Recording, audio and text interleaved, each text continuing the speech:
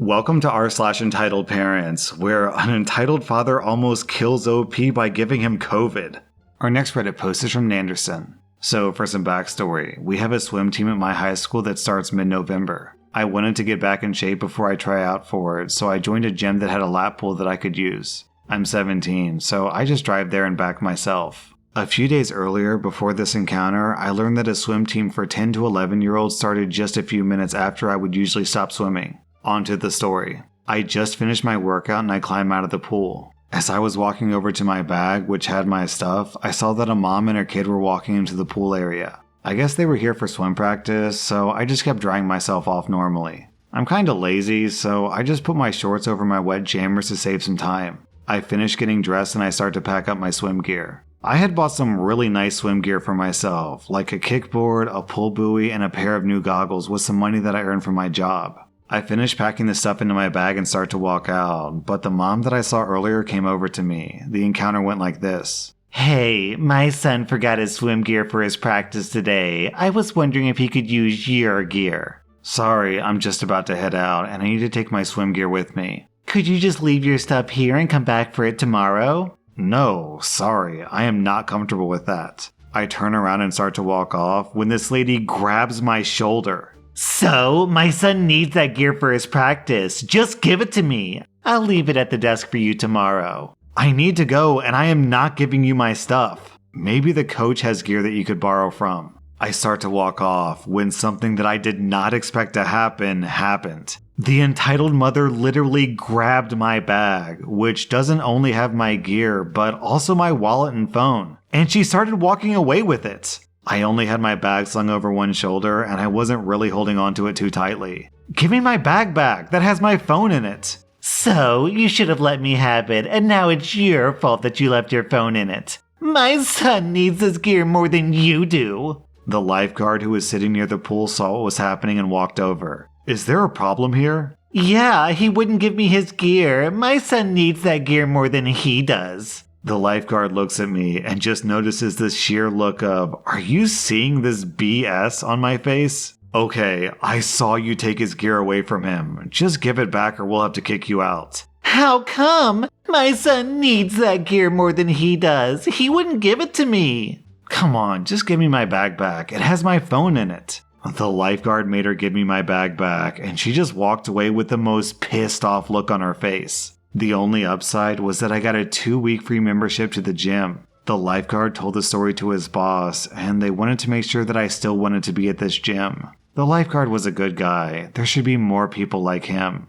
Our next Reddit post is from Daisy Dilf. Backstory, I work at an alcoholic bar that essentially turns into a club at night. This guy just came in with his toddler-age kid, ordered a bunch of beers, and then essentially let the toddler run around my bar and do whatever it wants. The toddler made his way behind the bar while I was on my break, and he hit his head on something. So imagine my surprise when I exit the bathroom and immediately get yelled at by this guy about how his kid's misadventurous accident was my fault. His exact quote was, "This place isn't fit for a child. There's too much alcohol and wires behind the bar." Maybe because I run a bar, not a daycare.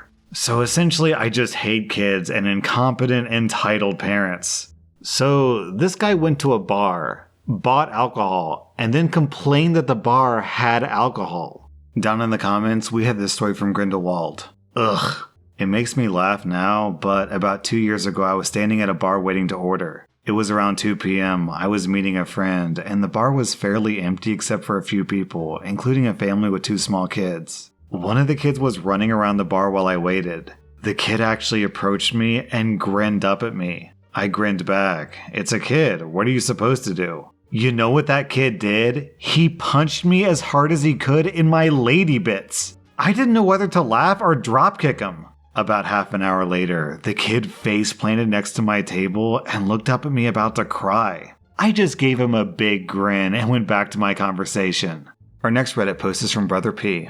I'm a high school principal, and for better or worse, that means signing a lot of documents. I mean a lot. Report cards, individualized education plans, reports, requests, diplomas, the list is endless. Over the years, I've developed a signature that's easy to write, distinctive, and kinda hard to read. In other words, it's a scrawl. Well, recently, I sent home registration papers to a new parent whose teenager will be starting school in September. This package included a cover letter signed by me. The next day, there was a message on our school voicemail from the parent. Hi, I just received the registration package from the school, and I had a question about the letter that came with it. It says that it's from the principal, but I can't read his signature. Now, it's important to note that under my signature is my name and title printed proudly in 12-point Times New Roman. Can someone get back to me about this? My secretary called back, and the entitled mother demanded to speak to me personally. Hi there, OP speaking. How can I help you?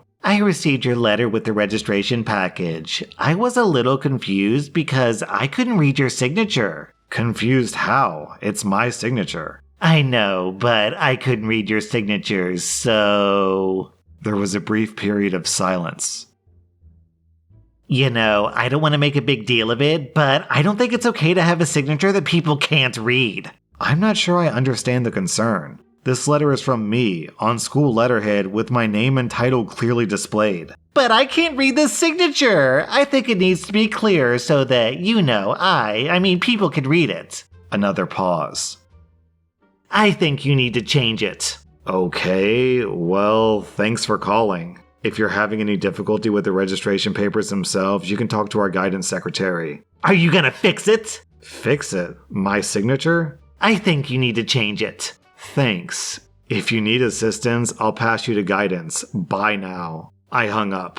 A little while later, I received an email from the entitled mother with suggested examples of what she wanted my signature to look like. I deleted it. Okay, so I have a weird story that I don't know if it's funny exactly, but it's certainly unusual, so I'll just share it with you guys. So for context on this one, I have really, really terrible handwriting. Also, I'm a complete technophile, so if I can use technology, I will use technology. There are honest-to-God times when I'll go like a full year without writing a single letter with pen and paper. I don't go to school, I'm a YouTuber, so I do all my work on my computer, and if I want to write myself a note, usually I just get on my phone and send myself an email as a reminder. So the point I'm trying to make here is that on top of having really terrible handwriting, I also get zero practice in actually writing things with my hand. The result of this is that my signature is wildly inconsistent because it'll be literally like 2 or 3 years between me needing to write my signature. So anyways, I went to go buy this house that I'm currently living in right now, and I had to get a loan from the bank. And in order for the loan to be approved, I had to sign a bunch of documents. And this is the same bank that I joined when I was like 16 years old or something. So this bank had my signature on file, a signature that I made when I was 16, so I don't even remember what I was writing like when I was 16 years old. Anyways, they were like, okay, sign this document. And I signed my name, and the person looked at it. They looked at their computer, and they said, I'm sorry, but I can't accept this. And I'm like, what are you talking about? The guy was like, yeah, so I saw you sign the document. However, the signature that you just signed doesn't match the signature that you have on file. And I'm like, who cares? You literally just watched me sign the document. Why can you not accept it? And he says, well, bank policy is that the signatures have to match, for verification purposes. But you can try as many times as you like, so let me print out another paper and you can sign again. And he printed out another paper and I signed it again. He looked at it and was like, sorry, I can't accept this one either. And at this point, so I'm getting a loan for like hundreds of thousands of dollars. And I can't buy this house, which I've made an offer on, until I get the loan approved so I can send the money over to the sellers to buy the house. They I got my wallet. I'm like, look, I'm Dabney. Here's my driver's license. Here's my social security card. This is me. I'm Dabney. I'm writing, look, Dabney Bailey on the paper. I signed the document. Please accept it. And the guy's still just like, sorry, can't do it. It's not a match. So I was like, okay, well, can you at least show me the signature that I made when I was 16 so I can try to match it? And the guy thought about it for a second. Then he went to go ask his manager, and his manager said, yes, I can see that signature, but I have to prove my identity. Would you like to guess what I had to do to prove my identity? That's correct. Sign a document saying I am who I really am. So that document got rejected because I didn't know how to sign my name that would give me approval to look at what my signature looked like so I could match it so I could sign any of these documents. Finally, I had to actually call up my mom and I was like, Mom, do you have any old documents that I would have had from high school with my signature or my name written on there somewhere, and take a picture of it and send it to me? And I got a picture on my phone. So I'm looking at the signature on my phone and I try to copy it as closely as possible. The guy looks at my new signature, looks at the computer and says, nope, not good enough. So it turns out that even though the signature that my mom sent me was pretty much identical to the signature that he had on his computer, the problem was I just wasn't very good at perfectly replicating the handwriting style and idiosyncrasies that I had when I was 16. So I had to have them give me a piece of paper and literally practice copying the signature on the phone 20 times before they would finally give me another contract and I could try to replicate that signature as closely as possible. Honest to God, 30 minutes later, I'm not even kidding, 30 minutes of practice and trial and error. Finally, they approve the loan, I get my money, I buy the house, and everything's fine. But afterwards, I was thinking it's just so bizarre because let's suppose, there's two scenarios. Either I am who I say I am, or I'm not who I say that I am. If I really am me, Dabney, then shouldn't my photo ID, the state-issued driver's license, and my social security card, shouldn't all those be sufficient to show who I really am? At that point, why do you need a signature? But then, on the other hand, suppose that I wasn't Dabney. Suppose it was some imposter trying to take out a loan in my name, which obviously would be terrible. In that case, if some guy walked into my bank pretending to be me and they tried to sign the document and the document didn't quite match, does that mean that the guy behind the desk would just be like, oh, it's cool, you have infinite number of retries, so just keep trying over and over again until you get it right? I don't know. I don't know if the story's funny. I know that it's weird though. Our next Reddit post is from Ligamentary. I'm a tutor. Most of my work has been virtual for the sake of clients' convenience, even though the quarantine is lifting. However, some parents still prefer in-person tutoring sessions. Once I was fully vaccinated, I was perfectly happy to return to in-person sessions. I work with one family who can be a bit prickly regarding public health measures. They wouldn't let their son do virtual sessions with me because they were certain that he wasn't learning anything. So they pressured me quite hard, but unsuccessfully, to return to in-person before the vaccine was available. I should point out that their son wouldn't really need tutoring at all, except that their parents forced him into a gifted program that really he isn't suited for. But anyways, the first few face-to-face sessions were all fine and good. But then one day I went to their house and I noticed the father of the family had a pretty severe cough. I asked if he was okay, and he insisted that he was fine and that I should come in. He even tried to shake my hand even though he had a cough. Well, whatever. I was in a separate room with the son, so I figured that everything would be fine. I wouldn't be there for very long and I could always open a window. So I started working with the kid, but I kept hearing the father really coughing badly, and I was pretty uncomfortable. I offer virtual sessions for precisely this reason, and I even specifically have clients sign a document saying that if they or their kid is sick, then they'll reschedule. When my student mentioned that his dad had returned from a trip to see a big game about 2 weeks ago, I was done. I excused myself early and made up some bogus excuse about a burst pipe at home. I didn't want to have a confrontation about the real reason in front of my student. I went back home and planned to schedule a call with the parents because the topic of "do this again and our professional relationship is over" didn't seem appropriate for an email. The call went about as well as you would expect. They were like, "You want to live your life in fear? Go ahead, but we're not paying for that session that you walked out on." About a week and a half later, a health department worker contacted me to inform me that I had been exposed to COVID-19. They couldn't tell me who, but I'm absolutely sure that it was that guy.